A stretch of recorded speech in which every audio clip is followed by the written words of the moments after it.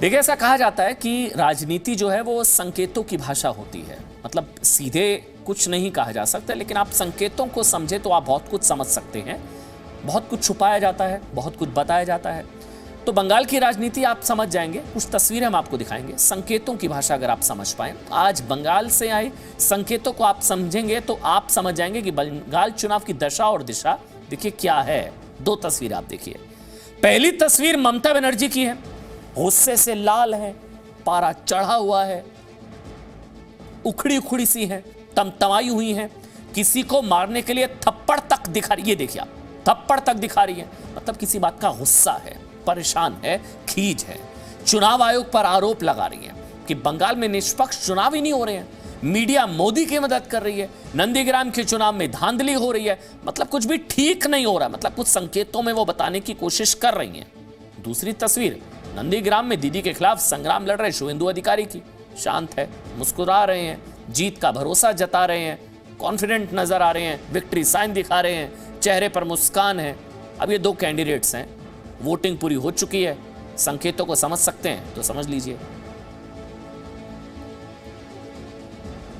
तो इसलिए हम लोग कह रहे हैं कि कहीं दीदी के साथ खेला तो नहीं हो गया है। देशहित में हम आपको दीदी के 8 संकेत बताते हैं और इसका मतलब भी हम आपको समझाएंगे। पहला संदेश ये, ममता के लिए नंदीग्राम में सब कुछ ठीक नहीं है। मतलब पहला संकेत ये कि आज दिन भर दीदी दिन भर बेहद गुस्से में नजर आई। ठीक है, ये संकेत हमको नजर आया। शाम तक दीदी इतने गुस्से में भर गई कि उन्होंने किसी को थप्पड़ तक दिखा दिया।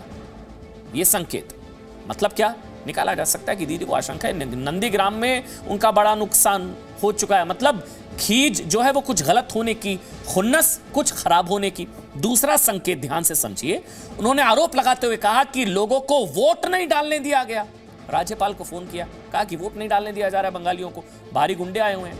मतलब ये निकाला जा रहा है कि उनको ये समझ में आ रहा है कि वोट उनके पक्ष में नहीं पड़ रहे हैं। फिर तभी तो वो कह रहे हैं कि वोट नहीं पड़ने दिया गया, वरना बीजेपी के वोटों को लेकर थोड़ी ना चिंता होगी कि बीजेपी को वोट नहीं डालने दी, बीजेपी के लोगों को वोट नहीं डालने दिया जा रहा, अपने ही वोटों की चिंता होगी।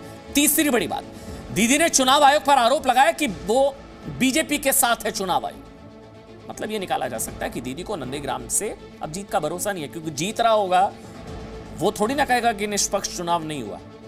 जो जीत रहा होगा वो तो कहेगा बढ़िया शानदार चुनाव हुआ, क्योंकि वो जीत रहे हैं। चौथा संकेत है कि दीदी ने आरोप लगाया कि चुनाव आयोग को गृह मंत्री अमित शाह इंस्ट्रक्शंस दे रहे हैं। मतलब ये कि हार के बहाने तलाशने की कोशिश ये संभवतः हो सकती है।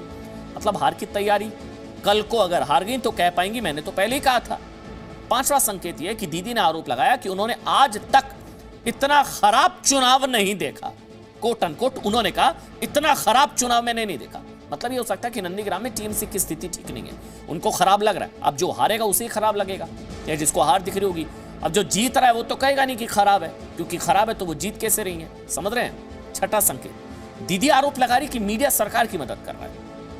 मतलब ये निकाला जा सकता है कि ममता इस बात से चिढ़ी है कि उनकी बात संभवतः लोगों तक ठीक से पहुंच नहीं पा रही, वो इस बात को समझ रही है।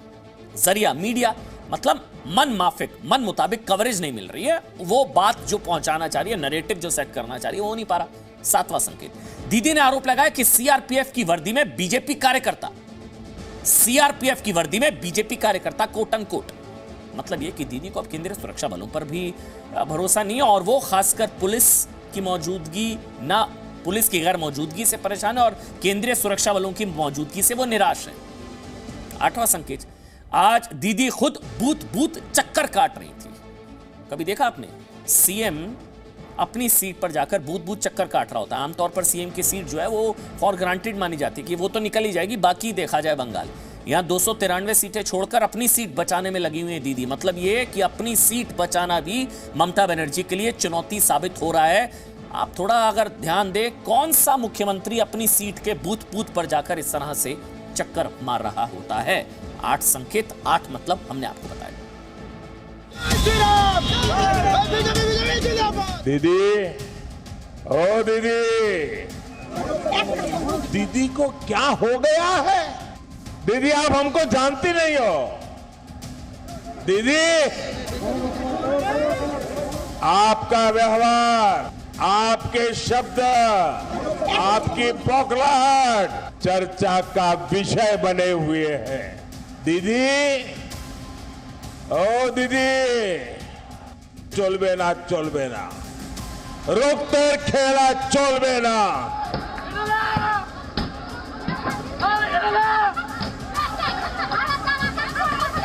नंदीग्राम जाकर लगा और उन्हें लगा कि यहां आकर गलती कर दी है।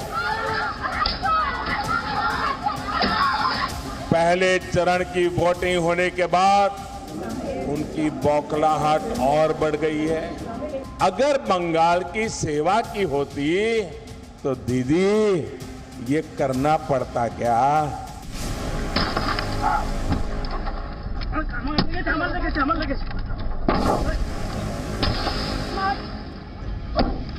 जबरदस्त राजनीतिक हिंसा, डर और बंगाल की हाई वोल्टेज राजनीति में आज दो तस्वीरें बेहद महत्वपूर्ण थीं। जो काम पूरा बंगाल करना, ये तस्वीरें बता रही थी कि बंगाल चुनाव की दशा और दिशा क्या है। एक तस्वीर थी बंगाल की रैलियों में ममता पर तंज कसते प्रधानमंत्री नरेंद्र मोदी की। अगर बंगाल की सेवा की होती तो दीदी ये करना पड़ता क्या? और दूसरी तस्वीर थी नंदीग्राम के संग्राम में गुस्से से तमतमाई मुख्यमंत्री ममता बनर्जी की, जिनका पारा चुनाव आयोग के खिलाफ चढ़ा हुआ था। 2 घंटे तक एक मतदान केंद्र में रहने के बाद दीदी का आरोप था कि ऐसा खराब चुनाव उन्होंने कभी नहीं देखा।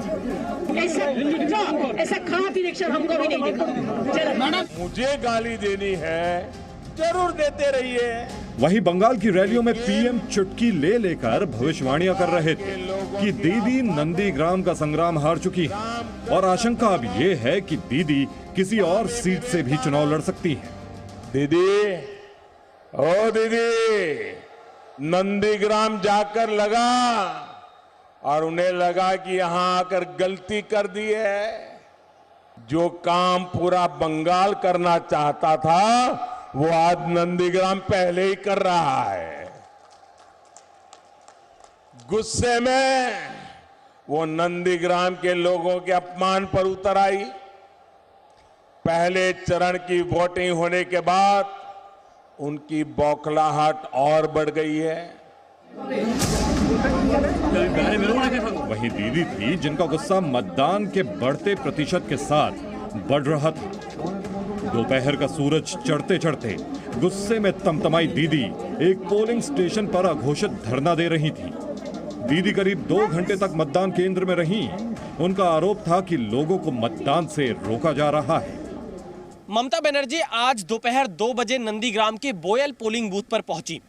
ममता बनर्जी के पहुंचते ही टीएमसी और बीजेपी के कार्यकर्ता आमने सामने हो गए। ममता बनर्जी ने पोलिंग बूथ से ही राज्यपाल धनखड़ को फोन मिला दिया और शिकायत की कि बीजेपी के लोग किसी को वोट नहीं करने दे रहे हैं।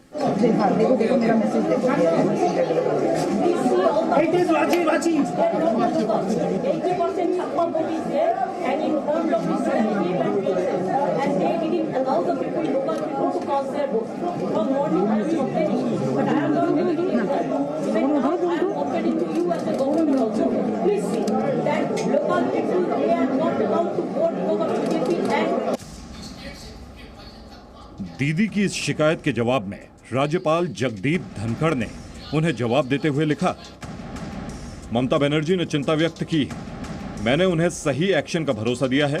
उम्मीद है कि सही भावना से काम होगा ताकि लोकतंत्र आगे बढ़े। दीदी का पारा बंगाल में प्रधानमंत्री की रैलियों की वजह से भी चढ़ा हुआ था। उनका आरोप था कि मतदान के दिन मोदी रैलियां कर रहे हैं, जो चुनाव आचार संहिता का उल्लंघन है। वो क्या करेगा बेचारा?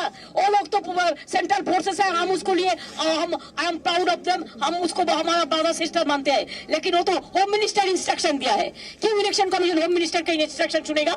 और इलेक्शन का अंदर में अगर वो शाउटिंग स्लोगन चले, पब्लिक को गांव से नहीं आने दे, तो किसका गलती है? इलेक्शन कमीशन को इसको बैड रिजल्ट नहीं हो रहा है, इलेक्शन कमीशन का बैड नेम नहीं हो रहा है।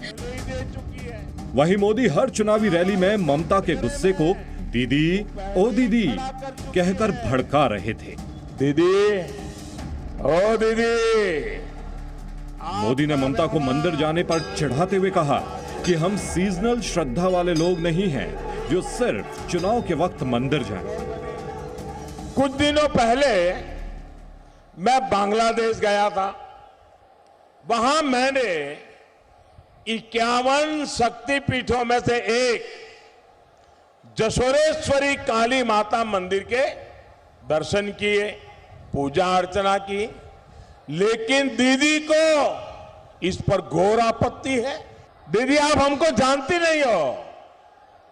दीदी, हम सीजनल श्रद्धा वाले लोग नहीं हैं। आज प्रधानमंत्री ने ममता के उस बयान का भी मजाक उड़ाया जिसमें 2 दिन पहले दीदी ने समर्थकों से कहा था वो 48 घंटे तक ठंडा ठंडा कूल कूल यानी शांति से रहे। কুল তৃণমূল ঠান্ডা ঠান্ডা কুল ফুল আর ভোট সবাই জেরা ফুল, ঠিক আছে? মাথা ঠান্ডা, 48 ঘন্টা মাথা ঠান্ডা, কুল ফুল তৃণমূল ঠান্ডা ঠান্ডা কুল ফুল আর ভোট সবাই জেরা ফুল, ঠিক আছে? মাথা ঠান্ডা, 48 ঘন্টা মাথা ঠান্ডা। दीदी के ठंडा ठंडा कूल कूल वाले इस बयान का मोदी ने मजाक उड़ाते हुए कहा कि टीएमसी कूल नहीं बल्कि बंगाल के लिए शूल है। दीदी को ये कहता देखता हूं, कूल कूल।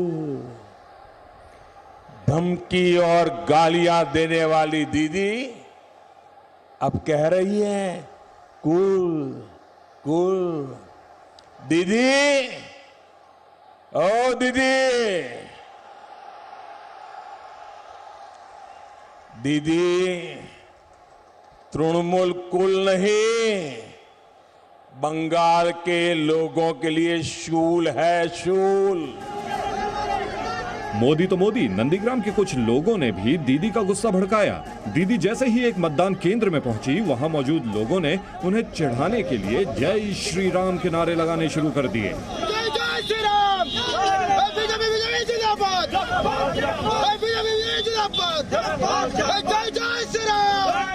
संभव है कि ये लोग बीजेपी के कार्यकर्ता भी हों, लेकिन आज ममता जिस तरह तमतमाई हुई थी वो संकेत था कि बंगाल में उनके लिए लड़ाई कितनी मुश्किल हो चुकी है।